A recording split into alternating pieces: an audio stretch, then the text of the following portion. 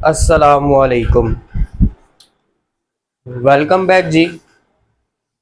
आज हम एक्सरसाइज 1.3 से पहले कुछ थ्योरेटिकल वर्क है जिसमें कुछ डेफिनेशंस हैं, इम्पोर्टेंट कॉन्सेप्ट्स हैं और इसके साथ साथ ऑब्जेक्टिव्स हैं। तो ये हम पहले आज पढ़ लेंगे। पहले हम उस पूरी थ्योरी पर एक नज़र डाल लेंगे ताकि आपको थ्योरी भी आपकी आंखों के आगे आ जाए, ऑब्जेक्टिव्स भी आपकी नज़रों में आ जाए और कॉन्सेप्ट्स भी आपके ठीक हो जाएं। फिर हम एक्सरसाइज 1.3 स्टार्ट करेंगे। तो स्टार्ट करते हैं 1.3 से। पहले टॉपिक अगर आप इधर देखें तो लिखा हुआ है algebraic and transcendental function. Algebraic and transcendental function. तो हमारे पास इस बुक के अंदर उसने फंक्शन की दो मेजर टाइप्स बनाई है। दो मेजर टाइप्स बनाई है, एक अलजब्राइक है और एक ट्रांसेंडेंटल फंक्शन है। तो अब उसने सबसे पहले अलजब्राइक फंक्शन के बारे में आपको बताया है। अब अलजब्राइक फंक्शन के बारे में वो बुक में लिखता है कि an algebraic function is a function that involves only algebraic operations. Algebraic function वो फंक्शन होता है जिसके अंदर सिर्फ अलजब्रिक ऑपरेशंस हों। कौन कौन से? These operations include addition, subtraction, multiplication, division वगैरह वगैरह। यानी कि अलजब्रिक ऑपरेशंस क्या है? ये आपके एडिशन, मल्टीप्लिकेशन, सब्ट्रैक्शन और डिवीजन, ये आपके अलजब्रिक ऑपरेशंस होते हैं। तो ये इसके बारे में लिखा है कि an algebraic function is a function that involves only algebraic operations. These operations include addition, subtraction, multiplication and division. फिर उसने इस अलजब्रिक फंक्शंस की कुछ टाइप्स भी डिस्कस की हैं। Types of algebraic functions. तो जो पहली टाइप है वो है पोलिनोमियल फंक्शन। ये आप पढ़कर आ चुके हैं कि पोलिनोमियल फंक्शन क्या होता है। तो दोबारा डेफिनेशन देखें। A function of the form p of x is equal to an xn plus an minus 1 xn minus 1 plus an minus 2 xn minus 2 up to so on plus a1 x plus a0, where a0 a1 up to an are constants and n is integer, is called polynomial function। तो ये आपने polynomial function की definition पढ़ी हुई है, ये as it is ही book में लिखी हुई है। तो आपने भी अगर आ जाए या कोई हवाला आ जाए तो आपने एज इट इज लिख देना है। अब एग्जांपल्स दी हुई हैं तो ये एग्जांपल्स पता होनी चाहिए। पहले example f of x is equal to 3x plus 7। अब इस तरह के फंक्शन को हम क्या कहते हैं? Linear function. F of x is equal to x square minus 2x plus 5। इस तरह के फंक्शन को हम क्या कहते हैं? Quadratic function. F of x is equal to x cube minus 7x plus 2, इसको हम क्या कहते हैं? Cubic function. और f of x is equal to x 4 minus 5x square plus 2x plus 1, अगर इस तरह का आ जाए यानी कि जिसमें पावर 4 हो तो उसको हम बाय क्वाड्रेटिक फंक्शन कहते हैं। और इसी तरह अगर f of x is equal to x power 5 minus 7x plus 3 आ जाए यानी कि जिसमें अब x की पावर 5 तक चली गई तो उसको क्विंटिक फंक्शन कहते हैं। तो ये दो नई चीजें हैं जो कि आपके ऑब्जेक्टिव बन सकते हैं। फिर इसी तरह अलजेब्रिक फंक्शन की उसने जो दूसरी टाइप लिखी है वो है रैशनल फंक्शन। ये भी आपने पढ़ा हुआ है रैशनल फंक्शन क्या होता है। तो उसके बारे में कहता है function that is composed of two function and written in the form of fraction. ऐसा फंक्शन जो दो फंक्शंस को मिलाकर बने और फ्रैक्शन की फॉर्म में हो is called rational function.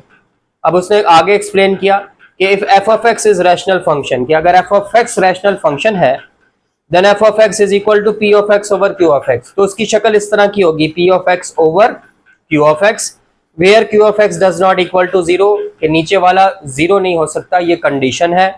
And p of x and q of x are polynomial, then f of x is called rational function. ये भी आपने पढ़ा है। एग्जाम्पल्स आ गए। F of x is equal to x minus 4 over 2x minus 3, g of x is equal to 7 over x square plus 5x plus 2। तो ये आपके कुछ एग्जांपल्स हैं रैशनल फंक्शन की। तो आगे बढ़ते हैं अलजेब्रिक फंक्शन की तीसरी टाइप की जानिब। जी, तो इसी तरह हमारे कुछ और अलजेब्रिक फंक्शन की टाइप्स में से एक तीसरी टाइप है पावर फंक्शन। तो पावर फंक्शन में के बारे में कहता है the power function is of the form f of x is equal to k x power a. ठीक है, इस तरह की उसकी शक्ल होगी। F of x is equal to k x power a, where k and a are any real numbers. जो k और ए हैं वो कोई भी रियल नंबर हो सकता है। और फिर आगे कहता है सिंस ए मतलब power, since A is a real number, इसका मतलब क्या हुआ, the exponent can be N integer और अ रैशनल नंबर। कहता है ये जो ए है ये क्योंकि रियल है, तो रियल का मतलब है ये इंटीजर भी हो सकता है, रैशनल नंबर भी हो सकता है। यानी कि पावर जो है जो ए है वो 1 2 3 या बटे में या नेगेटिव कुछ भी हो सकती है। एग्जाम्पल्स दी, f of x is equal to x power -2, ये पावर फंक्शन है। या f of x is equal to square root x -2, जिसको आप लिख सकते हैं x-2 की पावर 1/2, ये भी एक पावर फंक्शन है। फिर उसने अलजेब्राइक फंक्शन की ये 3 टाइप्स देने के बाद इसकी कुछ एक प्रॉपर्टी डिस्कस की है। कहता है algebraic functions are closed under addition, subtraction, multiplication, division and composition. Closed का मतलब क्या है, ये जो वर्ड है क्लोज्ड, क्लोज का मतलब है अगर हम एडिशन की बात करें कि आप दो अलजेब्रिक फंक्शंस को ऐड करेंगे तो अलजेब्रिक फंक्शन ही आएगा, आप दो अलजेब्रिक फंक्शंस को सब्ट्रैक्ट करेंगे तो अलजेब्रिक फंक्शन ही आएगा, आप दो अलजेब्रिक फंक्शंस को मल्टीप्लाई करेंगे तो जवाब में अलजेब्रिक फंक्शन ही आएगा। तो इसी तरह डिवीजन या कंपोजिशन कर लें, तो जब दो फंक्शंस को हम ऑपरेट करेंगे अलजेब्रिक फंक्शंस को तो जवाब में भी अलजेब्रिक फंक्शन ही आएगा। इसको हम कहते हैं क्लोजर प्रॉपर्टी, और उसको शॉर्ट फॉर्म में हम लिखते हैं क्लोज्ड। तो इसलिए हम कहते हैं कि ये जो अलजेब्राइक फंक्शंस होते हैं ये इन ऑपरेशंस पर क्लोज होते हैं। तो ये एक प्रॉपर्टी डिस्कस की। फिर उसने इसके एप्लीकेशन के बारे में बताया कि अलजेब्रिक फंक्शंस कहाँ यूज होते हैं, ये आपको पता होना चाहिए। फिजिक्स में, इंजीनियरिंग में यूज होते हैं, सिंपल मैकेनिकल सिस्टम्स में यूज होते हैं, motion of objects under constant acceleration, ऐसे ऑब्जेक्ट्स की मोशन जो कांस्टेंट एक्सेलरेशन से चल रहे हों उसमें अलजेब्रिक फंक्शंस यूज होते हैं। ज्योमेट्री में जैसे कि बहुत सारी कर्व्स आ जाती हैं, circles, ellipse, hyperbola, parabola, straight line, ये जो ज्योमेट्री होती है इसमें आपके अलजेब्रिक फंक्शंस यूज होते हैं। तो यहाँ पर अलजेब्रिक फंक्शंस को क्लोज करके फिर उसने आगे ट्रांसेंडेंटल फंक्शन स्टार्ट किया। तो ट्रांसेंडेंटल फंक्शन के बारे में कहता है a function which are not algebraic, वो फंक्शन जो अलजेब्रिक ना हो वो ट्रांसेंडेंटल फंक्शन होते हैं। कहता the function can only be expressed in terms of infinite series, जो ट्रांसेंडेंटल फंक्शन होते हैं उनको हम इन्फिनिट सीरीज की फॉर्म में लिख सकते हैं। आपने फर्स्ट ईयर में सीक्वेंस और सीरीज पढ़ा था। तो सीरीज में क्या होता है कि हम टर्म्स को आपस में ऐड करते चले जाते हैं इन्फिनिट टाइम्स, या मल्टीप्लाई करते जाएं इन्फिनिट टाइम्स। तो कहता है कि हम ये जो ट्रांसेंडेंटल फंक्शंस होते हैं इनको इन्फिनिट सीरीज की फॉर्म में लिख सकते हैं। अच्छा जी, एग्जांपल्स में अब ट्रांसेंडेंटल फंक्शन में कौन कौन से फंक्शन आ जाते हैं, तो उसने 7 एग्जांपल्स दी हैं, ये आपको पता होनी चाहिए। कि एक्सपोनेंशियल फंक्शन हो जैसे e पावर x या a पावर 3x, वो ट्रांसेंडेंटल है। लॉगरिथमिक फंक्शन हो, log ऑफ ax या g of x is equal to natural log of x। याद रखिएगा कि जो log की बेस होती है वो पॉजिटिव कांस्टेंट होती है, जैसे यहाँ पर a है और नेचुरल log के केस में बेस होती है e, तो बेस पॉजिटिव कांस्टेंट होती है। फिर तीसरे नंबर पे ट्रिग्नोमेट्रिक फंक्शंस आ जाते हैं, आपने पढ़े हुए। इनवर्स ट्रिग्नोमेट्रिक फंक्शन आ जाएं, हाइपरबोलिक फंक्शन आ जाएं, इनवर्स हाइपरबोलिक फंक्शन आ जाएं, या फिर ये कुछ स्पेशल फंक्शन है जैसे बेसल, गैमा, एरर फंक्शन। ये 3 नई चीजें हैं, बेसल, गैमा और एरर फंक्शंस। तो ये फंक्शन सारे के सारे किस में आ जाते हैं, आपके ट्रांसेंडेंटल फंक्शन में आ जाते हैं। अब उसने ये जो ट्रांसेंडेंटल फंक्शन है इसमें थोड़े से फंक्शंस की डेफिनेशन भी लिखी है और उनके बारे में थोड़ा बहुत डिस्कशन की है, वो भी हम देख लेते हैं। तो अब आगे बढ़ते हैं। तो अब आगे सूरत हाल ये है कि अब आपने वो जो ट्रांसेंडेंटल फंक्शन के बारे में पढ़ा तो उसकी अब कुछ बुक में प्रॉपर्टीज लिखी हुई है। तो प्रॉपर्टीज क्या लिखी हुई है, पहली प्रॉपर्टी है these functions are not expressible in terms of finite combination of algebraic operations of addition, subtraction, division, multiplication, raise to power and extracting root. कहते हैं ये जो आपके ट्रांसेंडेंटल फंक्शन होते हैं इनके ऊपर हम limited finite number of operations नहीं कर सकते, यानी कि एडिशन, सब्ट्रैक्शन, मल्टीप्लिकेशन, डिवीजन, ये फाइनाइट नहीं कर सकते। उसकी बड़ी अच्छी एक एग्जांपल है, आपने फर्स्ट ईयर में भी देखी कि जब आपने ट्रिग्नोमेट्रिक इक्वेशन को सॉल्व किया, तो जब आप ट्रिग्नोमेट्रिक इक्वेशन को सॉल्व करके उसमें से x की वैल्यूज निकालते हैं, सोल्यूशन सेट लिखते हैं, तो वो इनफिनिट सोल्यूशन बनते हैं पीरियोडिसिटी की वजह से। कि जो भी सोल्यूशन निकलता है आप उसमें या तो 2n पाई या n पाई ऐड कर देते हैं तो हमारे पास इनफिनिट सॉल्यूशंस आ जाते हैं। तो ये एक एग्जांपल थी। तो जैसे यहाँ पे उसने लिखा है एक्सट्रैक्टिंग रूट, हमने रूट एक्सट्रैक्ट की तो वो एक रूट नहीं आएगी, इनफिनिट रूट्स आएंगी। और उसकी वजह क्या थी? पीरियोडिसिटी, जिसको उसने आगे एक्सप्लेन किया है। तो वो यही कहता है कि ये जो आपके ट्रांसेंडेंटल फंक्शन होता है इनको हम फाइनाइट महदूद कॉम्बिनेशंस ऑफ अलजेब्रिक ऑपरेशंस में नहीं लिख सकते, नहीं एक्सप्रेस कर सकते। फिर आगे लिखता है दूसरा नंबर पे, these function often exhibit more complex behaviour like periodicity. ये जो फंक्शंस होते हैं ये ज्यादा कॉम्प्लेक्स बिहेवियर शो करते हैं, जैसे ट्रिग्नोमेट्रिक फंक्शंस के केस में पीरियोडिसिटी। अब पीरियोडिसिटी में आपको पता है कि ट्रिग्नोमेट्रिक फंक्शंस हर एक स्पेसिफिक इंटरवल के बाद अपनी वैल्यूज रिपीट करते रहते हैं।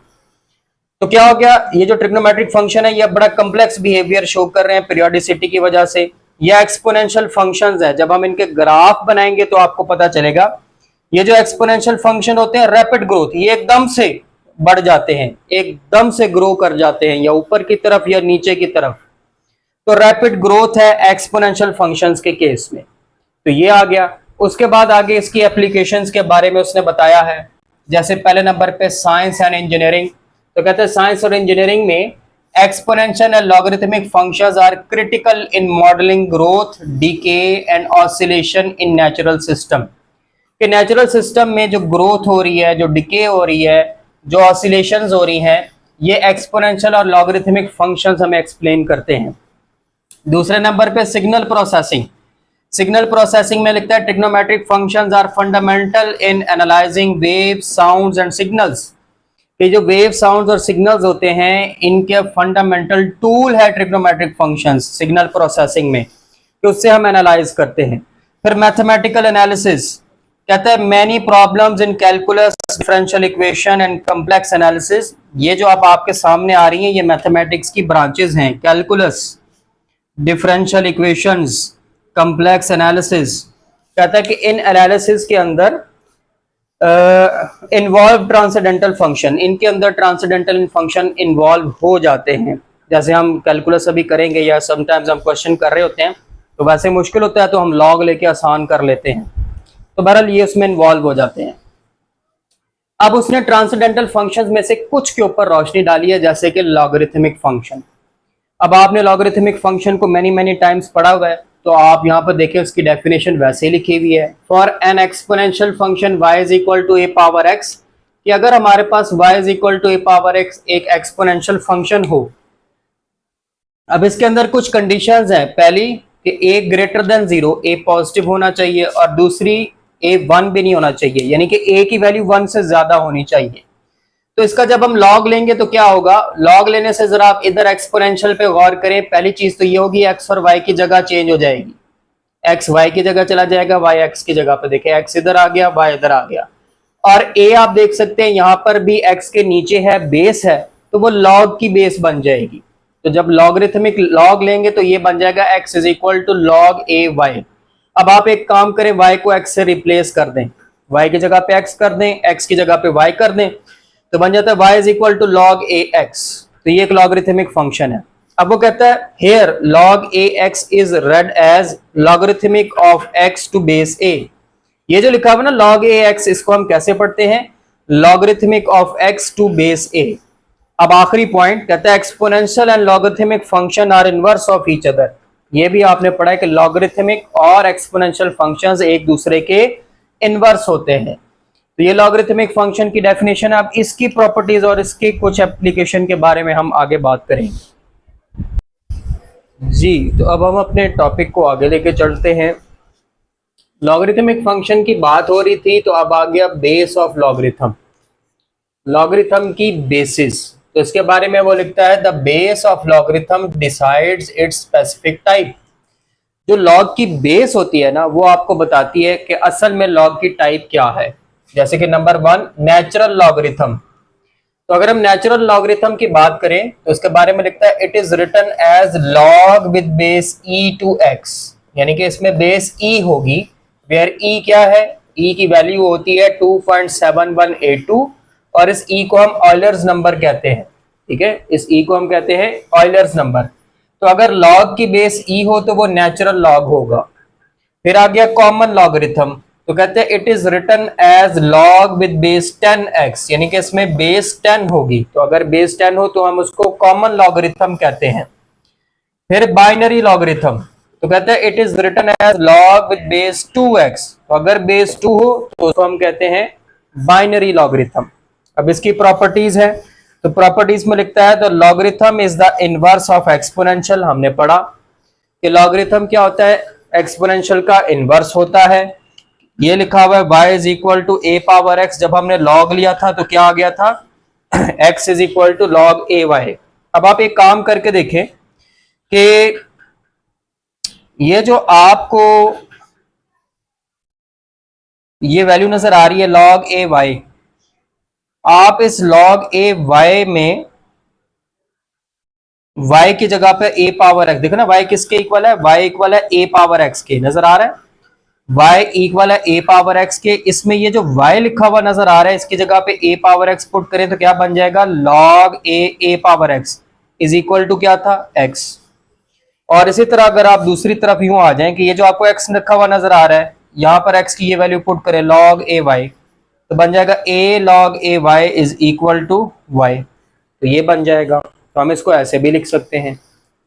अच्छा जी, the domain of log a s x is x greater than 0। ये जो लॉग की डोमेन होती है वो होती है कि आप x की जगह पर positive number greater than 0 put कर सकते हैं। We can not take logarithm of 0 और a negative real number, negative real number या 0 का लॉगरिथम हम नहीं ले सकते। लॉज ऑफ लॉगरिथम आपको याद होगा, आपने लॉज ऑफ लॉगरिथम पढ़े थे, जैसे प्रोडक्ट रूल कि अगर लॉग में दो वैल्यूज मल्टीप्लाई हो रही हो तो हम उन दोनों को प्लस के साथ अलग अलग कर देते हैं, साथ दोनों के लॉग ले लेंगे। तो log a x y is equal to log a x plus log a y. तो मल्टीप्लाई हो रहे हो ऐड हो जाते हैं, डिवाइड हो रहे हो तो माइनस हो जाते हैं, और इसको हम कहते हैं क्वोशंट रूल। तो यहाँ पे डिवाइड हो रहे थे तो माइनस हो गए। Log a x over y is equal to log a x minus log a y. फिर आपने पावर रूल पढ़ा था कि लॉग के आगे जो भी फंक्शन हो उसकी पावर अगर आ जाए तो पावर साइड पर आ जाती है। Log a x power n, तो एन को आप साइड पर उतार ले, n log a of x. फिर आपने एक चेंज ऑफ बेस रूल पढ़ा था कि हमारे पास लॉग में बेस आ रही है ए, हम उसको बेस बी में कन्वर्ट करना चाहते हैं, तो होगा क्या, न्यूमरेटर में लॉग बेस बी के साथ x आ जाएगा ऊपर और डिनोमिनेटर में log विद बेस b के साथ a आ जाएगा नीचे। यानी कि ये जो a है ये नीचे आ जाएगा, ये जो x है वो ऊपर आ जाएगा और साथ log की बेस b बन जाएगी। दोनों में log की बेस b कर देंगे, पहले a थी हमने बेस चेंज करके b कर दी, और ये दोनों बेसिस की वैल्यू 1 नहीं हो सकती। फिर अगर a पावर x 1 है तो यहां से पता चलता है कि अगर हम log लेंगे तो जवाब 0 आएगा, log ऑफ 1 क्या आ जाएगा, 0। log कोई भी बेस के साथ हो उसमें वैल्यू अगर 1 आ जाए तो जवाब 0 होता है। तो ये लॉज ऑफ लॉगरिथम भी आपने पहले पढ़े हुए थे। तो ये आपका एक थ्योरेटिकल पोर्शन कंप्लीट हुआ। अब उसने दो एक्सपोनेंशियल और लॉगरिथमिक फंक्शन के जनरल से ग्राफ बनाकर थोड़ी सी उनकी प्रॉपर्टीज पर रोशनी डाली है, वो देखते हैं।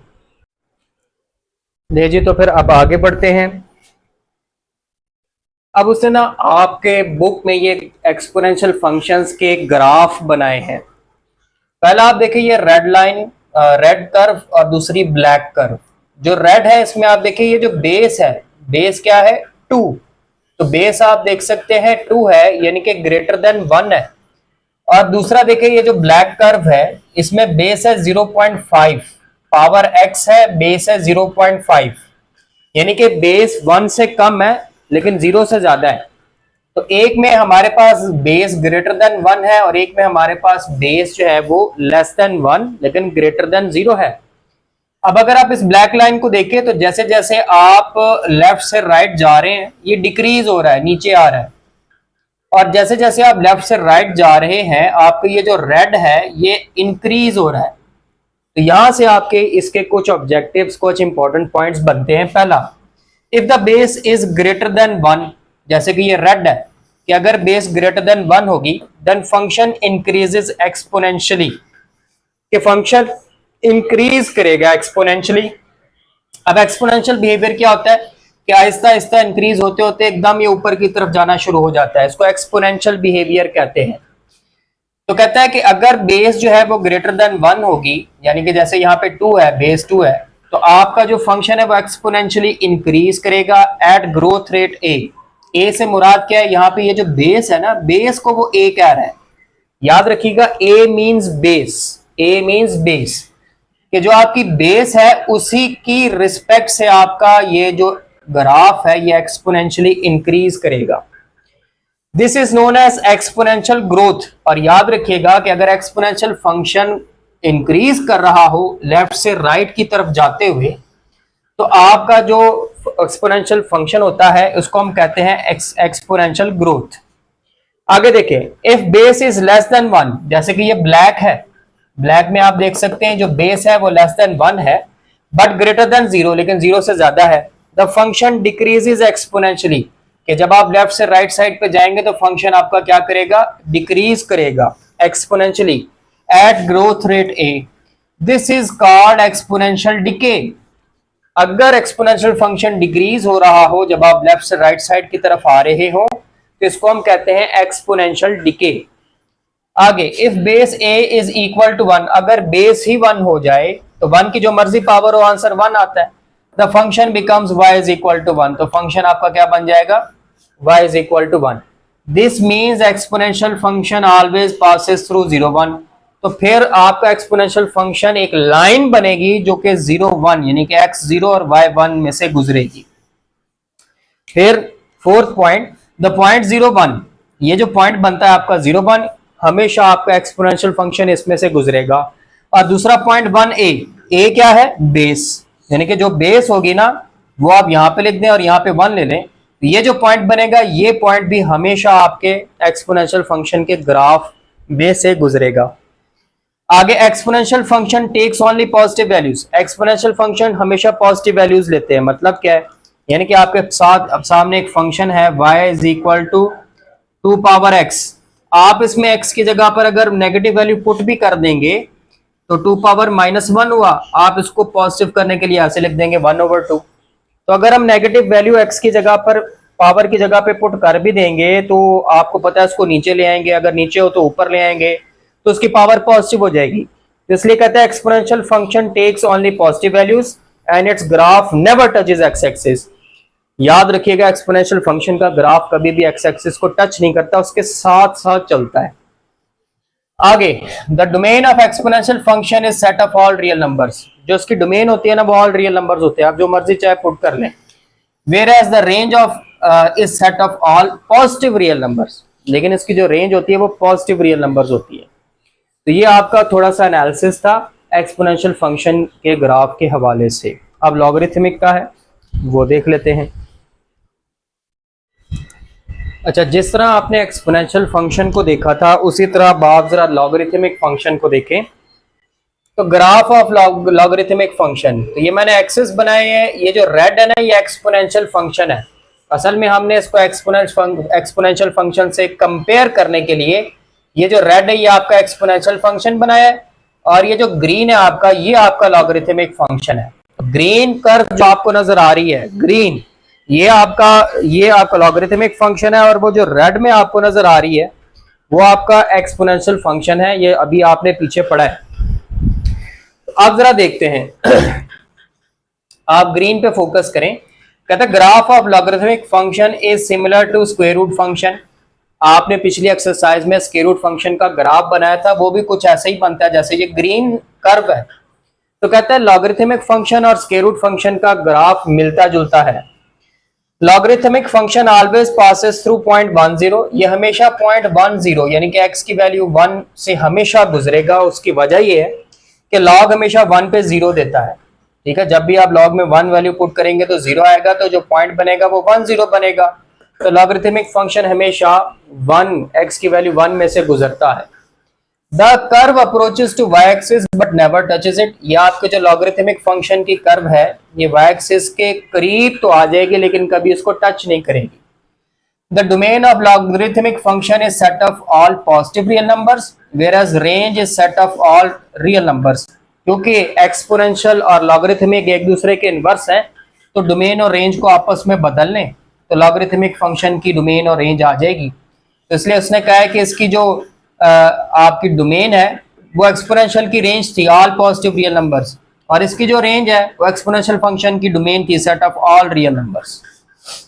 इसी तरह if a is greater than 1, कहता है कि अगर बेस ग्रेटर देन 1 होगी तो जैसे जैसे आप x इंक्रीज करेंगे फंक्शन की वैल्यू भी इंक्रीज करेगी, और अगर a की वैल्यू 0 और 1 के दरमियान हो यानी कि 0 से बड़ी और 1 से छोटी तो फंक्शन की वैल्यू डिक्रीज करेगी जैसे जैसे x इंक्रीज करेंगे आप। तो ये कुछ प्रॉपर्टीज थी आपकी लॉगरिथमिक फंक्शन के हवाले से। अब एंड पे उसने एक एप्लीकेशन का पैराग्राफ दिया है जिसमें उसने एप्लीकेशन बताई है, मैं जरा वो आपके सामने रखता हूँ क्योंकि उसमें से भी ऑब्जेक्टिव तो बन सकता है। तो एट द लास्ट अब हम देखेंगे एप्लीकेशंस ऑफ लॉगरिथमिक फंक्शंस। तो हमने लॉगरिथमिक फंक्शन अभी देखा, उसका ग्राफ देखा, अब उसकी एप्लीकेशंस क्या क्या हैं। तो ये 6 एप्लीकेशंस लिखी हुई हैं, जैसे कि सबसे पहले है ग्रोथ डिके मॉडल। तो लॉगरिथमिक फंक्शन से हम क्या करते हैं, हम ग्रोथ डिके मॉडल बनाते हैं।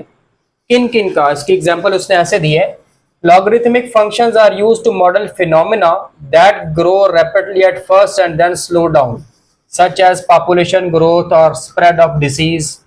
मिसाल के तौर पर किसी एरिया में कोई बीमारी फैलती है, शुरू शुरू में बड़ी तेजी से फैलती है, फिर स्लो हो जाती है, फिर कम होना शुरू हो जाती है। तो इस तरह की जो आप कह लें कि चीज़ें होती है, उनका मॉडल, उनका फंक्शन बनाने के लिए लॉगरिथमिक फंक्शन काम आते हैं, और वो बताते हैं कि कोई भी डिसीज कितनी तेजी से फैला और कितना स्लो हुआ, या पॉपुलेशन किसी एरिया में कितनी तेजी से शुरू हुई और फिर आगे स्लो हो गई। तो ग्रोथ डिके मॉडल, या ऐसे भी कह सकते हैं कि पॉपुलेशन शुरू शुरू में कम थी फिर एकदम तेज होना शुरू हो गई। तो इस तरह की जो चीज़ें होती हैं आपकी सराउंडिंग में, उनको मॉडल करने के लिए, उनका फंक्शन बनाने के लिए, उनकी नेचर को डिस्कस करने के लिए लॉगरिथमिक फंक्शन यूज होते हैं। इसलिए पहली एप्लीकेशन है ग्रोथ डिके मॉडल। फिर है पीएच मेजरमेंट इन केमिस्ट्री। अगर आप केमिस्ट्री के स्टूडेंट्स हैं तो आपको पता है पीएच क्या होता है। पीएच होता है किसी भी सॉल्यूशन की एसिडिटी या उसकी बेसिसिटी चेक करने के लिए कि वो कितना एसिडिक है या कितना बेसिक है। तो कहता था pH of solution is logarithmic measure of hydrogen ion concentration. आप इसका फार्मूला देखिए पीएच का, pH is equal to minus log with base 10 H positive. H positive क्या है? Hydrogen ion. तो हाइड्रोजन आयन की कंसंट्रेशन का जो फंक्शन है, पीएच का फार्मूला जो है उसमें आप देख रहे हैं लॉग आ रहा है, तो ये पीएच मेजर करने में भी काम आता है। साउंड इंटेंसिटी, अगर अब आप फिजिक्स के स्टूडेंट्स हैं तो साउंड इंटेंसिटी की बात करें तो द डेसिबल स्केल, वो स्केल जो साउंड को मेजर करता है, वो यूनिट जो साउंड को मेजर करता है उसको डेसिबल स्केल कहते हैं। तो डेसिबल स्केल का फार्मूला ये है, decibels is equal to 10 into log 10 I over I naught. तो ये फार्मूला भी जो आपको नजर आ रहा है इसमें भी लॉग है, तो साउंड इंटेंसिटी भी लॉग की मदद से मेजर की जाती है। फिर इंफॉर्मेशन थ्योरी, कहता logarithms are used in information theory to measure the information content and entropy. Entropy हो या इंफॉर्मेशन आपने कलेक्ट करनी हो तो उसमें भी आपका ये यूज होता है, ये बायोलॉजिकल टर्म है। फिर finance modelling, logarithmic functions are used in finance particularly modelling the value of money and compound interest. कि अगर आपको कंपाउंड इंटरेस्ट या जो आपकी रुपए की जो कीमत है वो कितनी बढ़ रही है, कितनी कम हो रही है डॉलर की निस्बत, तो आपने वो अगर देखना हो फाइनेंस मॉडलिंग में आ जाए तो उसमें भी लॉगरिथमिक फंक्शन यूज होता है। 6 नंबर पे है कंप्यूटर साइंस। तो कंप्यूटर साइंस में ये जो एल्गोरिदम्स होता है या जो डाटा स्ट्रक्चर होता है इसके अंदर भी लॉगरिथम का यूज होता है। तो बहरहाल बहुत एप्लीकेशंस है लॉगरिथम की। तो ये आपकी ना 1.3 एक्सरसाइज से पहले थ्योरी है, हम अमूमन थ्योरी को इग्नोर कर देते हैं, डायरेक्ट क्वेश्चन पे चले जाते हैं। ये थ्योरीज इंपॉर्टेंट होती हैं, इनको पढ़ना चाहिए। तो अगर अब आप नहीं पढ़ रहे तो कम से कम आप ये वीडियो देख लें, तो आपके थ्योरेटिकल मैंने सारी थ्योरी आपके लिख कर बता दिया आपको। बुक में कोई भी चीज़ ऐसी नहीं है जो छोड़ी है। तो यहाँ से आपका theoretical, MCQ, conceptual concept okay हो जाता है। अब बाकायदा हम एक्सरसाइज 1.3 में मिलेंगे, तब तक के लिए अल्लाह हाफ़िज़।